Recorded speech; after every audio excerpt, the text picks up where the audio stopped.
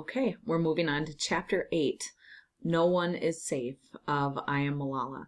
At the end of Chapter 7, remember the Taliban had threatened Malala's father by putting a note on the gate, and here it says, basically, your school is not allowed for girls. You teach girls, and you have a uniform that is un-Islamic. Stop it, or you're going to be in trouble, and your children will weep and cry for you. We know what horrible things they had been up to, so we don't need to wonder what exactly he's going to do.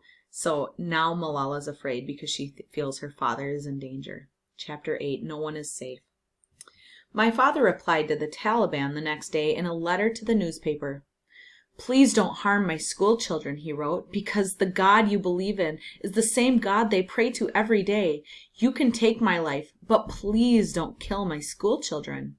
His letter appeared in the paper along with his full name and the address of our school, even though my father had written only his name. So how corrupt is that?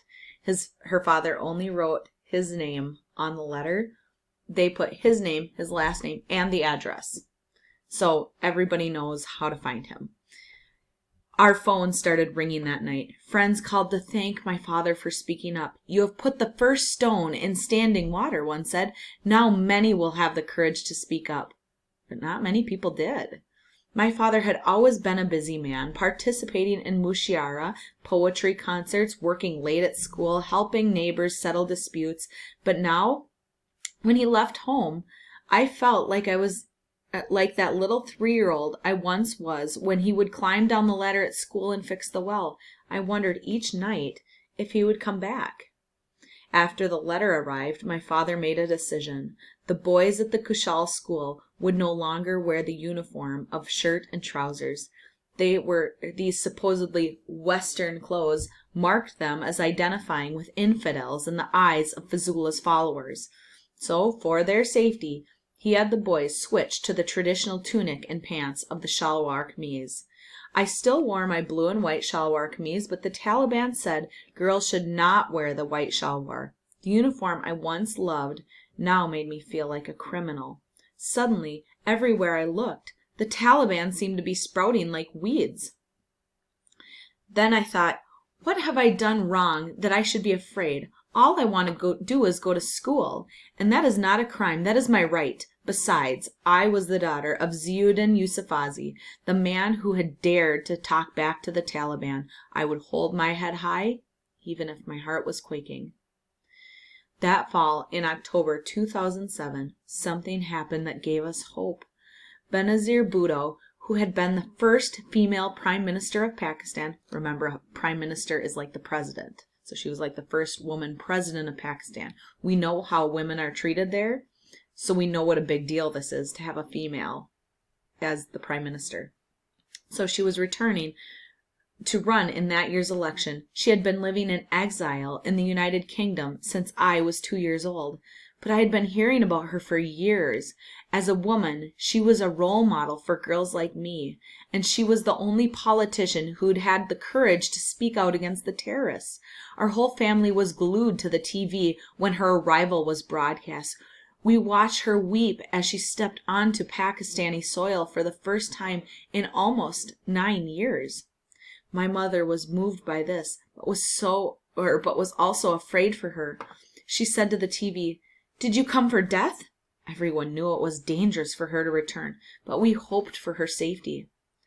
Not long after that, just over 2 months later, she was dead. It happened right in front of my eyes as I again watched her on TV. We will defeat the forces of extremism and militancy with the power of the people, she declared. Then she stood on the seat of her bulletproof vehicle to wave to her supporters. There was a crack of gunfire and the roar of an explosion. I watched, breathless, as she sank down inside the car. My mother, my father, and my grandmother burst into tears.